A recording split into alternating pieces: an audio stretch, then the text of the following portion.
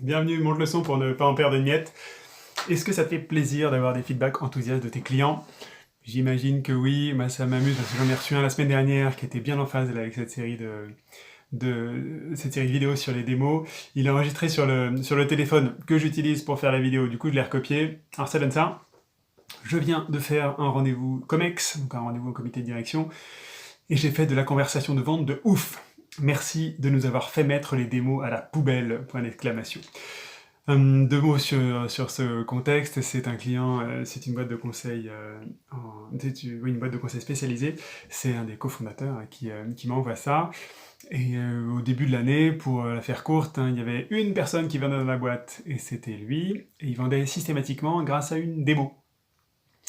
Quelques mois plus tard, chacun dans la boîte est devenu vendeur potentiel, et ils sont tous en train de monter en compétence sur les ventes, là, donc ça fait plus de 10 personnes qui sont en train de vendre, et plus personne ne fait de démo dans cette entreprise-là. Bienvenue dans cette vidéo, je suis Nicolas Aignon de libérerlabête.com. On est dans la troisième vidéo sur cette série sur les effets pervers de la démo et comment est-ce qu'on peut les désamorcer. Si tu n'as pas vu les deux premières vidéos, je t'invite à arrêter là et à te diriger vers au moins la première vidéo. Le lien doit s'afficher au-dessus, là, qui te fera rebondir après sur la seconde, parce que sinon tu vas sans doute pas tirer beaucoup de valeur de celle-ci. Et si tu as vu les deux premières vidéos, pardon, je te remercie. J'ai déjà partagé le fait que ça fait un moment qu'on accompagne ça fait plusieurs années qu'on accompagne des entreprises sur les problématiques des ventes, mais ça fait juste quelques jours, 2 semaines qu'on se lance sur les vidéos sur YouTube, pardon. Et du coup, on a besoin de soutien et de feedback. Merci beaucoup pour les likes, les commentaires, les mails qu'on reçoit, etc. Ça nous fait chaud au cœur. Dans les vidéos précédentes, on a compris quoi? On a compris que la démo, ça met l'inconscient du prospect en mode panique. Il n'est pas du tout préparé à la recevoir. Et on a compris qu'il existe un ressort dans la tête du prospect qui permet de mettre l'inconscient de notre côté en tant que vendeur, plutôt que de le mettre en mode résistance. Ce ressort, c'est le ressort éviter de souffrir, et il s'enclenche pour peu qu'on ait, de manière consciente chez le prospect, un seuil de douleur qui est dépassé. D'accord? Et donc ça, c'est notre boulot en tant que vendeur de le faire reconnaître. On a vu une troisième chose qui est que tout le monde fait des démos parce que tout le monde fait des démos. Ça, c'est un autre tour de notre inconscient qui adore faire comme tout le monde, même si c'est pas forcément la meilleure solution. Donc ça explique que bien que les démos soient relativement toxiques, l'immense majorité des startups et des boîtes qui vendent des méthodes sur étagère utilisent les démos. Qu'est-ce qu'on va voir dans cette vidéo-ci? Dans cette vidéo-ci, tu vas découvrir le deuxième ressort qui permet de mettre définitivement l'inconscient de ton côté, l'inconscient du prospect de ton côté, plutôt qu'en mode résistance. On va faire un petit coup de projecteur sur une catégorie assez particulière de prospects, chez qui la démo est un peu moins toxique. On va voir comment l'utiliser, cette catégorie de prospects.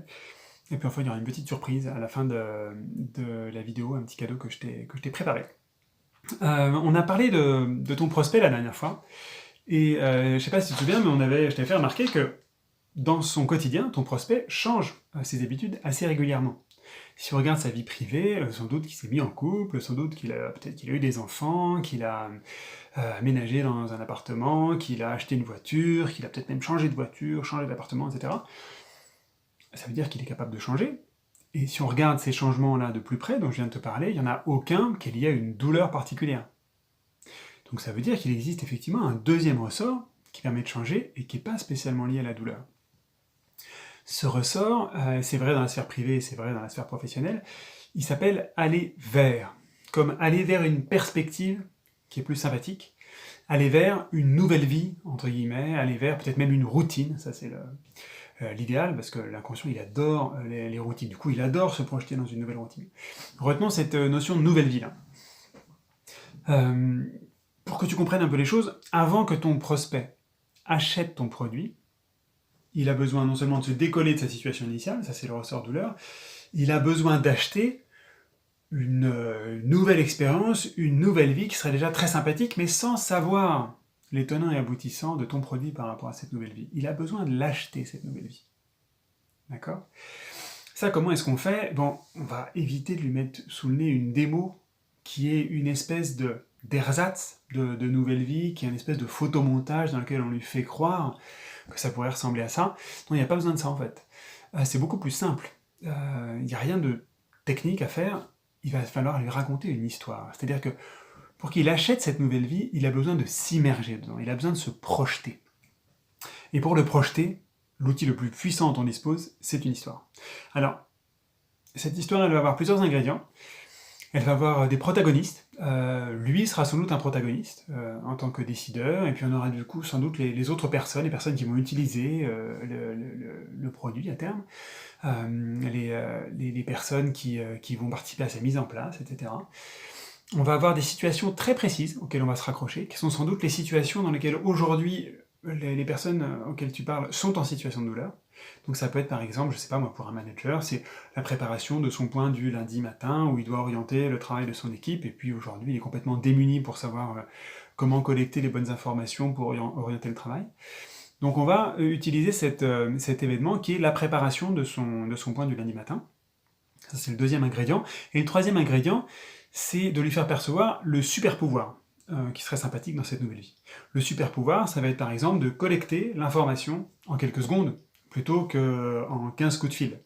Ça va être de visualiser toute l'information sur l'état des projets en cours, par exemple, là aussi en quelques secondes, plutôt que de devoir faire cette synthèse à la main, etc. Tu vois, on va lui donner des super pouvoirs, des sortes de baguettes magiques, peu importe comment fonctionne la baguette, c'est-à-dire comment fonctionne ton produit, peu importe le comportement qu'il a vis-à-vis de cette baguette, etc. Ça, c'est trop détaillé. On a besoin d'abord qu'il achète la nouvelle vie, avant d'acheter le produit qui permet cette nouvelle vie. D'accord ? Je te donnerai... Ça donne des histoires, hein. Très concrètement, je te donnerai quelques autres exemples tout à l'heure. Donc ce qu'on retient sur ce deuxième ressort, je reconnais qu'il est un peu plus subtil à déclencher que le ressort de la douleur. Mixé avec le ressort de la douleur, il est incroyablement puissant. D'accord ? Donc ce deuxième ressort, aller vers une nouvelle vie, on met le prospect dans une espèce de réalité virtuelle en lui racontant cette histoire complètement dans son contexte, avec ses mots, avec ses problématiques, etc., pour qu'il arrive à se projeter dans ce à quoi ressembleraient ces nouvelles routines ou ces nouveaux comportements. Ça, c'était la première partie de la vidéo. Maintenant qu'on a vu ça, on peut attaquer la deuxième partie qui concerne cette catégorie particulière de prospects. Peut-être que tu as remarqué que certains de tes prospects ne sont pas anesthésiés sur leur douleur. Leur douleur, elle est bien vive, bien consciente. D'accord ? Peut-être que tu as remarqué que chez certains d'entre eux, ils sont capables de se projeter tout seuls dans cette nouvelle vie, et de se raconter tout seuls cette histoire, et ce à quoi elle ressemblerait. Peut-être même mieux que toi d'ailleurs, et peut-être des histoires auxquelles tu n'avais pas pensé. Tu vois ce genre de prospects ? Ces prospects, ils ont un nom, et ça s'appelle des early adopters. C'est un nom qui est maintenant assez connu dans la communauté des entrepreneurs, mais qui est rarement éclairé sous cet angle psychologique. Ces early adopters, il se passe quoi si on leur fait une démo ? Étant donné que leurs deux ressorts sont déjà activés, c'est des très très bons clients, la démo, elle va juste permettre de répondre aux dernières questions qu'ils pouvaient se poser, et du coup ils vont acheter dans la foulée, c'est presque sûr en fait.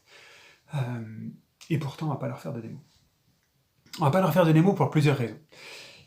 La première raison, c'est que si on leur fait une démo, il est très probable qu'ils achètent derrière, et en faisant ça, on fait croire à notre inconscient qu'effectivement ça marche de faire des démos. Alors que ça ne marche que dans ces cas très très particuliers de prospects qui sont capables d'activer eux-mêmes, tout seuls, les deux ressorts. Sur ton marché, vraisemblablement, les chiffres montrent que c'est quelques pourcents de ton marché. D'accord ? Et il y a une raison beaucoup plus costaud pour laquelle on ne va pas faire de démo, c'est que en fait c'est de l'or en barre, ces prospects early adopters, pour une autre raison. Ils ont une douleur très consciente dans leur tête, du coup ils sont capables d'en parler. Ils ont cette nouvelle vie bien en tête, cette histoire bien en tête, du coup ils sont capables d'en parler. On va les faire parler pour récupérer les mots qu'ils utilisent, les mots de leur contexte, pour être capable de resservir ces mots-là à des prospects chez qui les ressorts ne sont pas activés naturellement. Tu vois ? Donc ces early adopters, on va les utiliser pour construire notre conversation de vente, pour être capable de dérouler cette conversation face à des gens chez qui il y a beaucoup plus de résistance a priori. D'accord ? Donc on évite de leur faire une démo, et on tire deux fois de la valeur de ces early adopters. Une première fois de la valeur en soutirant toute la matière première de conversation de vente dont on a besoin pour convaincre les autres, et une deuxième fois en leur vendant le produit, parce qu'effectivement ils achètent très facilement ces gens-là. Du coup ça fait évidemment du chiffre d'affaires. Maintenant, si je te propose une histoire, maintenant que tu as pris conscience de ces deux ressorts, maintenant que tu as vu ces vidéos, est-ce que ça te serait utile de pouvoir mettre des mots sur les douleurs de tes prospects, sur ce ressort-là? Est-ce que ça serait utile de pouvoir mettre des mots sur cette nouvelle vie, sur l'histoire qu'il y a besoin de leur raconter pour qu'ils achètent la nouvelle vie avant d'acheter ton produit? Alors si c'est le cas, je t'ai préparé un petit cadeau sur ce site-là, nodemo.libérerlabête.com, nodemo.libérerlabête.com. Tu y trouveras une page sur laquelle je te demande juste l'adresse email à laquelle on peut t'envoyer le cadeau. Le cadeau, c'est un guide pratique de quelques pages qui te permet, qui te pose les bonnes questions pour mettre les mots sur mettre les mots sur les bons interlocuteurs, mettre les mots sur la douleur, quantifier cette douleur, etc. Et mettre les mots sur le deuxième ressort, c'est-à-dire cette nouvelle vie, cette situation cible dans laquelle on veut projeter le prospect. Alors, je ne veux pas te survendre ce guide. Dans ces vidéos-ci, nous n'avons traité évidemment qu'une partie de la conversation. On n'a pas parlé de ton prix, on n'a pas parlé des prospects qui sont les plus récalcitrants, on n'a pas parlé des prospects qui font le mort, on n'a pas parlé de la mise en œuvre de ta solution, des choses comme ça. Pour ces sujets-là, en revanche, on a quand même parlé du socle qui te permet de construire une conversation de vente en béton armé. D'accord ? Et c'est pour ça que j'ai commencé par ça. C'est parce qu'une fois que ces deux ressorts sont activés, on a quand même une conversation qui est orientée de manière beaucoup plus facile que si on commence par une démo. Je peux te raconter la suite de l'histoire si tu veux. Quand tu noues le premier contact par exemple avec ce prospect, est-ce que ça te serait utile d'être en mesure de prendre le contrôle de la conversation en une phrase? Une seule phrase pour prendre le contrôle de la conversation et pour garder ce contrôle de la conversation jusqu'à la signature, même au-delà de la proposition, jusqu'à la signature. Ça, est-ce que c'est une histoire qui te parlerait, ça?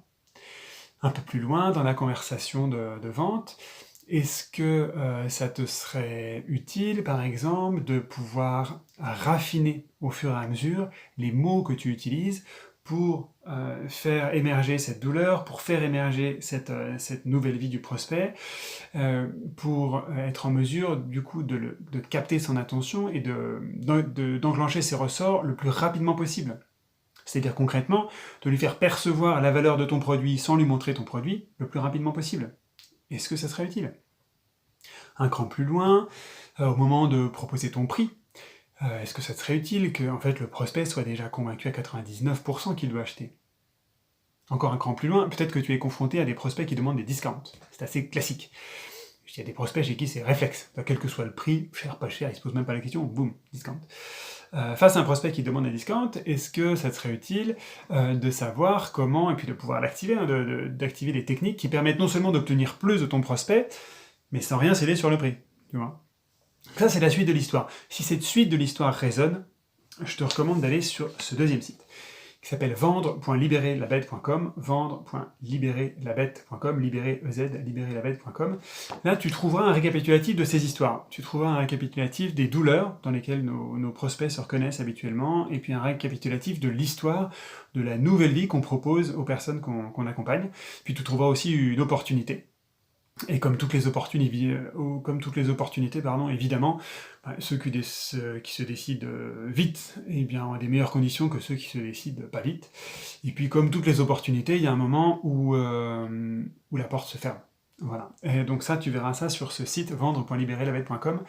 D'ailleurs, sur ces opportunités et ces portes qui se ferment, j'aimerais attirer ton attention sur quelque chose que j'ai remarqué, que ce soit dans les vies privées ou vies professionnelles, des moments où il y a des trains qui passent, qui sont effectivement des opportunités. Et puis on a le choix de prendre ces opportunités, de les saisir ou de les laisser passer. Et assez souvent, je ne sais pas si ça va résonner avec du vécu pour toi, mais assez souvent on a une petite voix qui nous dit « Oh c'est bon, tu peux t'en occuper demain. L'opportunité sera toujours là. » Ça résonne ça? Et est-ce que tu as déjà remarqué que le lendemain, en fait, on est passé à autre chose, quoi. On a oublié, on était repris par le quotidien, par la déferlante du quotidien, et puis cette opportunité est passée. En fait, c'est une stratégie, à nouveau, de notre inconscient, ça, pour saboter le changement. Notre inconscient nous fait croire qu'en fait, on a le temps, alors qu'on n'a pas le temps. Si on laisse passer l'opportunité, c'est pas demain qu'on va se réveiller, c'est 6 mois plus tard, 1 an plus tard. Et on aura perdu tout ce laps de temps où on aurait pu progresser. D'accord ? Donc là, il y a 2 opportunités qui s'offrent à toi. La première, elle est sur nodemo.libérerlabête.com, opportunité d'action immédiate. D'accord? C'est un cadeau que je suis ravi de te faire et qui va déjà te faire avancer et te permettre de transformer radicalement tes conversations de vente. Il y a vraiment un avant et un après, rien qu'avec ce premier produit-là. Et si tu veux aller plus loin, va voir si ça résonne sur ce site-là, vendre.libéralespotes.com. Et si ça résonne, à toi de te décider par rapport à l'opportunité qui est proposée. C'est la fin de cette série sur les démos. Ça a été un énorme plaisir de partager ça. J'ai l'impression que j'avais ça dans le ventre depuis des mois, des années. Et justement, j'avais ma petite voix, je sentais bien l'opportunité, et j'avais ma petite voix qui me disait oh, attends un petit peu plus tard, ou repousse à demain, ou est-ce que tu es bien sûr que tu es prêt, est-ce que tu es bien sûr que tu peux le faire, et est-ce que tu as la bonne caméra, est-ce que tu as le bon son, est-ce que tu as la bonne YouTube, etc. Bref. Je suis ravi d'avoir pris la décision, non pas de me laisser guider par cette petite voix, et la laisser décider à ma place, mais de prendre les commandes sur ce que je voulais vous partager. Je suis ravi de l'avoir fait. Merci d'ailleurs à mon équipière, merci à Natacha, de m'avoir botté les fesses pour que je mette en mouvement cette série de vidéos et que je mette en mouvement cette chaîne YouTube. C'est un énorme plaisir. Merci beaucoup à toi aussi, merci pour ton temps, merci pour cette énergie que tu consacres à progresser dans les ventes et à maîtriser les ventes. C'est un énorme plaisir pour moi de t'accompagner. On avance ensemble, n'hésite pas à t'abonner à la chaîne YouTube si tu veux être tenu au courant des vidéos suivantes. Là aussi, c'est une opportunité qui passe, là, le fait de s'abonner à la chaîne YouTube. Tu la saisis ou tu la laisses passer. On a beaucoup de choses en stock sur la vente, on a du matériel aussi sur l'organisation, sur le management. On a beaucoup de choses à partager. Pardon, ça me fait plaisir d'avance. Je te dis à très bientôt avec énormément d'impatience et beaucoup d'enthousiasme. Au revoir.